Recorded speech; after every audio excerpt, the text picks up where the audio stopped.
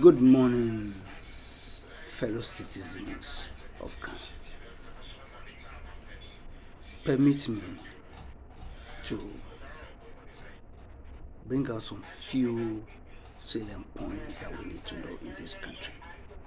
Let me start by reciting our national pledge, our national anthem. God bless our homeland Ghana and make our nation great and strong. God bless our homeland Ghana and make our nation great and strong. Bold to defend forever the cause of freedom and of rights. Bold to defend forever the cause of freedom and of rights. Fill our hearts with true humility. Make us cheerless, fearless, honest, and help us to resist oppressors' rule with our will and might forevermore. Make us cheerless, fearless, honesty, and help us to resist oppressors' rule with all our will and might forevermore. This is the national anthem. Citizens, this is the national anthem. It means that if we don't do these things, then of course we are not Ghanaians, because we have stood to actually, as we stand now, this is what we have made upon ourselves, accepted that we are going to do. Why should some people be oppressing us? See, certain things are going on in this country, and they say we must not talk. Let's look at the education service. Hitherto, everything were provided to the schools by the education service. Talk about supervision of the schools. Talk about providing school buildings. Talk about furnishing the schools. Talk about providing school books and the rest to the schools. Talk about discipline. All these things are things that are provided to the schools by the education service. Today, what are we seeing? Education service have education, discipline in the schools have been turned upside down.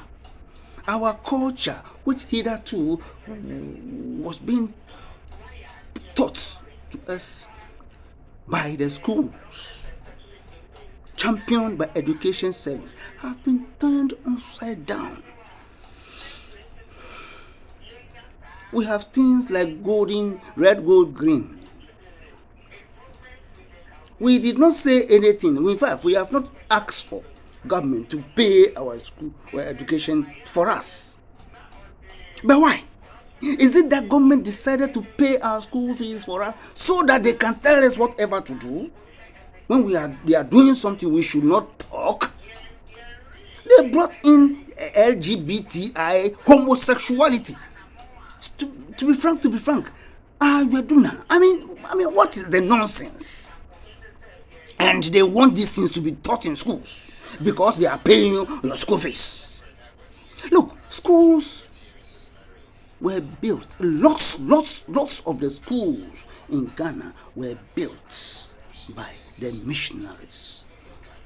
If, on the other hand, government becomes second schools and they were paying school teachers. It is the right for government to do so because we pay tax, and that is what government is supposed to do. So where have we gone wrong? Lots of things are going on in this country, and we must. Government should not take the country or the citizens for granted and begin to do things the way they like. Then somebody sitting down somewhere in his room when he wake up and comes, no, he comes to oppose certain things on us. That this is what come to put some things on us that we must accept them and begin to practice them. But why? You see, until we do things right and let law, and let law work in this country, we will be going the wrong way. The country will never prosper. Until we learn to oppose oppressors' rules, we shall go nowhere. Until we learn to say no to the way mining is destroying our land, the country will go nowhere. Until we tell the people that the way you are handling the country, and I mean, how? We don't go to other people's country and misbehave in their countries. But they have the right to come to our country and do all manner of things. They have come to this country and and they have the right. Now who caused all these things? It is our own leaders who have made these things this way. Please, if the Lord has made leaders the watchmen, let them do the right watching and let this country be safe. But from the way we are looking at things, the way things are going, I am afraid for the next generation. We are going to lose everything. Yet we have leaders who are pretending to be working. If you look at our leaders, in fact, look at them in the General Assembly. I'm a few honorable people. I'm a few Bamakpai. They think big thinking. And when they write perfectly. When they sit down and say they are coming out with reasoning, in fact, perfect.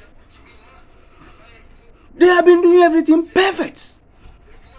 But what do we see at the end of the day? What do we see at the end of their term? I'm a dear father, I'm a baba. Fellow citizens, we have not been angry enough to say enough is enough. It is painful. I beg you. Let's learn to say leaders. Let's learn to demand accountability from our leaders. It is our right. It is our civic right. Ene la mini no la ko awie waka wie lo. Shouldn't we demand accountability? And yet look at it. We are sitting down here, right to information is zero. When you want to go anywhere, we don't see anything. They talk about roads. They talk about their coming out development. And plenty. We are always hearing they are going for loan for this, going for loan for that, and they talk big. I grew up to see roads which were constructed and they lasted so long. Today, what are the roads? How long do they last before potholes? Potholes start coming. Before